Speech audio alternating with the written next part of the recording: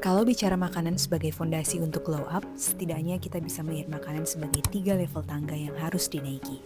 Level pertama, makan biar kenyang. Ini adalah kita kaum-kaum yang biasanya makan mie instan pakai nasi, atau satu lauk dimakan untuk siang dan malam nanti. Level 2, makan biar sehat tapi irit. Ini adalah kaum mendang-mending, yang penting setiap makan ada protein, karbo, dan serat. Dan level 3, makan biar tubuh optimal, kaum all in. Makan makanan sehat biar kulit glowing, otak lancar, dan mood seimbang. Nah, kira-kira kalian ada di level mana? Menurutku saat ini aku masih berada di level 2. Aku melihat makan itu biar sehat, tapi masih kaum mendang-mending. Kayak apa yang paling murah, apa yang paling affordable. Tapi meskipun begitu, manfaat kesehatan yang aku rasakan itu sangat luar biasa. Aku jarang banget flu, jarang banget sakit kepala, aku nggak ada riwayat sakit mah, asam lambung, ataupun penyakit-penyakit remaja jomblo lainnya. Padahal kalau dibandingkan dengan pengeluaran aku untuk makan, ini udah termasuk kategori sangat hemat, dimana untuk rata-rata makanku per hari, aku mengeluarkan biaya sekitar 33.500, termaksud breakfast, lunch, and dinner. So, di video kali ini, sembari kita weekly reset, aku mau cerita-cerita gimana aku memenuhi kebutuhan makananku di level ini. Mulai dari mindset, tips, budget, sampai tantangan, dan goals aku untuk naik level ke level 3. For the record, di Maret ini aku menghabiskan sekitar 737.000 untuk bahan makanan. Itu udah include kayak beras dan juga minyak dan semua peralatan-peralatannya. Setelah itu aku makan di luar menghabiskan 186.000 aja. Tapi jajan di luar sampai ke 324.700. It's quite a lot kalau dibandingkan dengan biaya aku makan di luar. Aku hampir makan setiap hari di rumah dan aku hanya makan real food aja ya. Aku nggak ada makan Indomie atau mie instan, nugget, sosis, dan teman-temannya. Tapi masalahnya aku masih banyak craving cemilan, baik itu yang manis ataupun yang asin.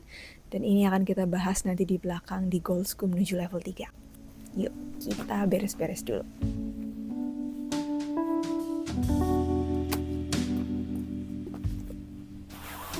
Kalau kita bicara tentang mindset, mungkin untuk kita yang besar di keluarga yang sederhana menuju pas-pasan, kita mungkin terbiasa melihat kebutuhan makan itu ya untuk kenyang. Aku ingat waktu SMP dulu, kita sering banget tuh beli lauk satu potong, misalnya ayam semur atau ayam gulai, dan itu dibagi ke 4 orang. Aku, bapak, ibu, dan abangku dengan porsi nasi sesuai dengan kebutuhan dan kesanggupan masing-masing. Kalau ada sayur, syukur. Kalau tidak ada, itu tidak pernah jadi kewajiban. Dan konsep itu yang masih terbawa akhirnya sampai aku besar ya. Yang penting ada nasi dan lauk. Tapi aku mau bilang, meskipun kita besar di keluarga yang seperti itu, kalau kita mau belajar untuk merubah mindset dan kebiasaan kita, in the end kita tetap bisa berubah. Akhirnya setelah tamat SMA aku merantau ke Jogja, dan itu pertama kalinya aku merantau. Aku harus menavigasikannya semua sendiri.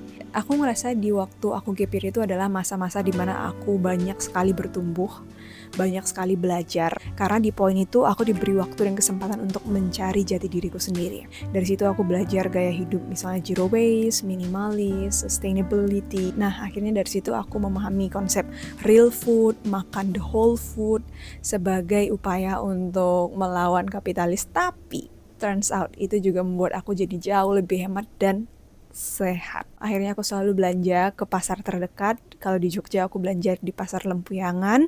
Kebiasaan itu terbawa ketika kuliah. Aku bersama teman-teman kosanku akan belanja sekali seminggu di weekend untuk belanja kebutuhan kita. Aku sempat buat videonya, mungkin aku akan cantumin linknya.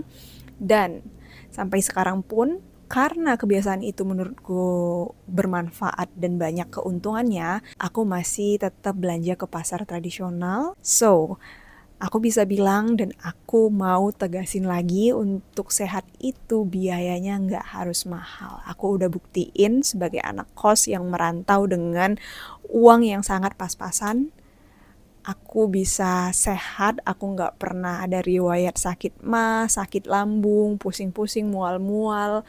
Karena aku makan teratur, aku makan real food, dan mindset aku melihat makanan itu sudah benar. Let's go, kita berangkat. aku mau antar laundry. Kalian nanti kita planning for this week. Aku nggak bisa pungkiri kalau penghasilan mempengaruhi gaya hidup yang kita pilih. Tapi nggak selalu berbanding lurus. Banyak orang yang udah punya penghasilan tinggi tapi masih makan hanya untuk kenyang. Dan juga sebaliknya, meskipun pas-pasan, kita sudah bisa menentukan makanan sehat untuk diri sendiri. Tips pertama dari aku adalah cari tempat tinggal atau kosan yang punya dapur dan kulkas. Entah itu sharing ataupun tidak. Mungkin harganya akan lebih mahal, nggak apa-apa, tapi prioritasin yang punya dapur dan kulkas. Ini penting banget karena setelah gap year, aku akhirnya masuk ke UI. Di situ semester pertama aku tinggal di asramanya. Nggak ada dapur dan juga kulkas. Dan di situ pertama kalinya aku sakit di perantauan. Aku ingat di situ aku bolos kuliah dan akhirnya aku ke klinik UI dan minta obat. Itu rasanya nggak enak banget. Yang kedua tentang budgeting. Biasanya banyak orang yang membuat makan itu bukan prioritas utama. Jadi mereka udah budgeting dulu untuk beli skincare, beli makeup, hangout ke teman, baru nih sisanya nanti untuk makan, dipas-pasin untuk makan karena lapar bisa ditahan. Tapi please, karena kita mau naik level, jadiin makan, budgeting untuk makan sebagai prioritas kebutuhan utama dulu. Kalau memang mau 200.000 per minggu, berarti sisihin 800.000, ini tidak boleh diganggu-gugat untuk hal-hal keperluan lainnya. Jangan buat makan sebagai opsi terakhir. Kalau aku waktu masih kuliah itu, budgeting aku paling cuma 100-130 per minggu. Tapi itu udah include semua-muanya aku bisa beli.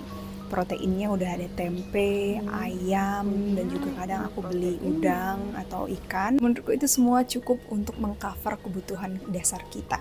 Selanjutnya adalah menu. Aku harus bilang kita nggak bisa expect kita akan makan enak seenak restoran atau kafe setiap hari. Karena di sana makanannya pasti sudah pakai penyedap, bumbunya lengkap. Sedangkan kalau kita masak sendiri mungkin rasanya nggak akan seenak itu.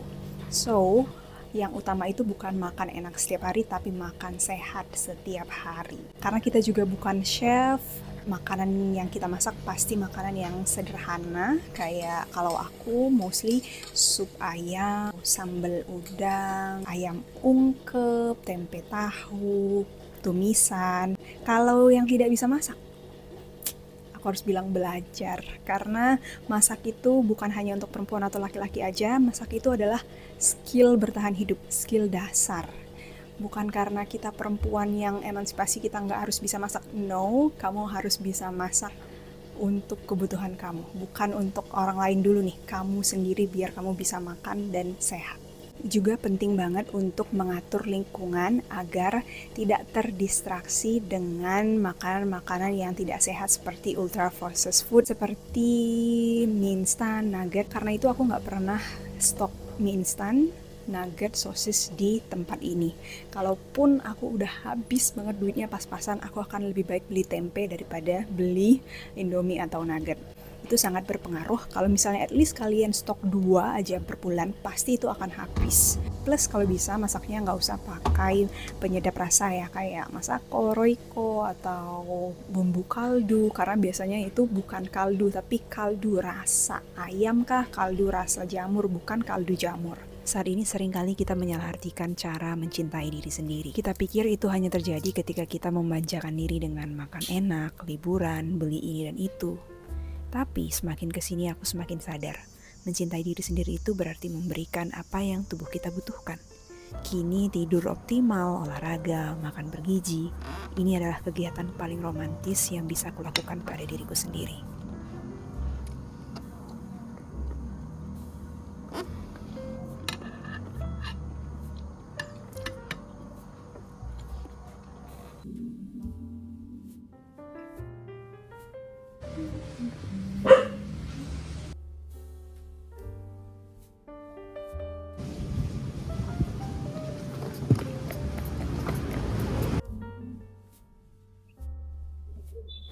Hai, sekarang aku udah di kamar lagi. Ini lagi bersih-bersih. Sekalian aku mau rangkai bunga yang tadi kita beli. Nah, kalau kita bicara tentang tantangannya, mungkin tantangan paling common adalah waktu ya. Kita ngerasa nggak punya waktu. Dan ya memang semua hal kalau kita tidak jadwalkan atau tidak membuat waktu tertentu untuk itu, kita nggak akan punya waktu. Kita nggak akan pernah punya waktu. Karena itu aku juga selalu mencoba bilang ke diriku sendiri, aku dikasih Tuhan 24 jam satu hari, dan aku harus sediakan at least 1 jam untuk makan. Karena aku sering banget melihat fenomena kita ngerasa kayak waktu makan itu kita lagi minjem waktu kerja nih, atau kita lagi minjem waktu main, bukan memang ada waktu untuk makan. Begitu juga aku sangat sadar untuk menciptakan kebiasaan yang baik, yang konsisten, kita harus membuat kebiasaan itu lebih mudah, menarik, dan terlihat. Karena itu misalnya kayak meal prep itu salah satu opsi yang sangat ideal untuk kita yang juga bekerja atau untuk kita yang kuliah. Karena kalau setiap hari kita harus masak dari nol, itu mungkin waktunya nggak akan cukup selama 1 jam. Jadi sekarang biasanya aku meal prep untuk 3 hari, biar nggak terlalu bosan juga sampai makannya 5-6 hari, dan biar tetap fresh juga. And actually it's really help a lot. Jadi kita tinggal manasin aja di hari-hari yang kita benar-benar capek juga. Kita nggak harus mikir panjang, tinggal langsung dipanasin. And voila, kita tinggal makan.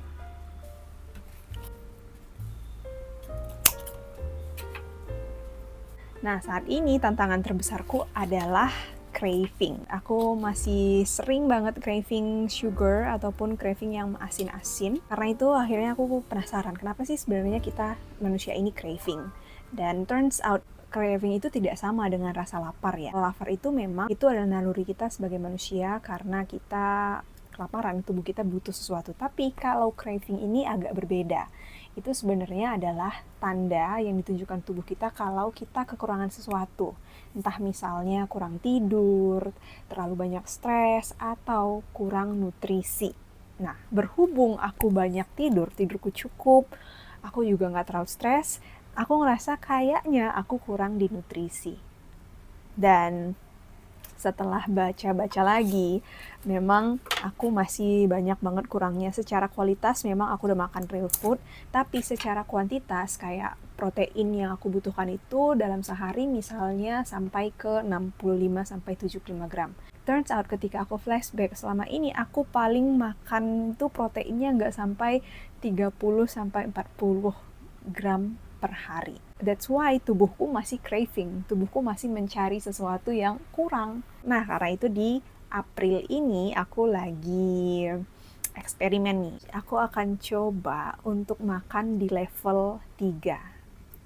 Dimana aku mencoba untuk memenuhi kebutuhan baik dari kuantitas ataupun kualitas makanku. Ini udah berjalan 5 hari and I feel so amazing about it. Aku belum mau cerita ke teman-teman karena aku pengen make sure dulu apakah ini benar atau hanya perasaanku aja. Apakah aku end up nanti craving di masa-masa kayak aku menjelang haid. Karena 5 hari ini aku sesuai makan di level 3. Aku tidak ada craving sama sekali. Kalaupun aku mau nyemil, aku nyemilnya sehat banget dan gak kepikiran tuh pengen makan es atau pengen makan sesuatu yang manis-manis atau yang asin-asin. Sama sekali gak. Makanya kalau nanti ini works, aku akan sharing ke teman-teman. Kalau enggak, ya aku akan sharing juga kenapa ini gak works dan kenapa kalian gak harus ikutin kayak gitu. Oh, done. So itu dulu ceritaku tentang makan ini. Kita sedang membangun fondasi untuk glow up yang benar-benar kokoh. Ekspektasi aku ketika aku memenuhi kebutuhan di level 3 ini, kulitku akan jauh lebih baik, fokusku akan jauh lebih baik juga, dan of course aku nggak lagi craving. So hopefully nanti akan ada kabar baik. Aku akan segera update ketika aku menyelesaikan eksperimen ini. Aku juga penasaran, menurut kalian dari perkiraan-perkiraan ini aja, kalian berada di level 1, 2, atau 3? Boleh sharing di komen di bawah. And if you have another question, please feel free to ask me. Kalau aku tahu, aku pasti akan jawab. Dan sampai jumpa di video selanjutnya. Ketemu lagi ya.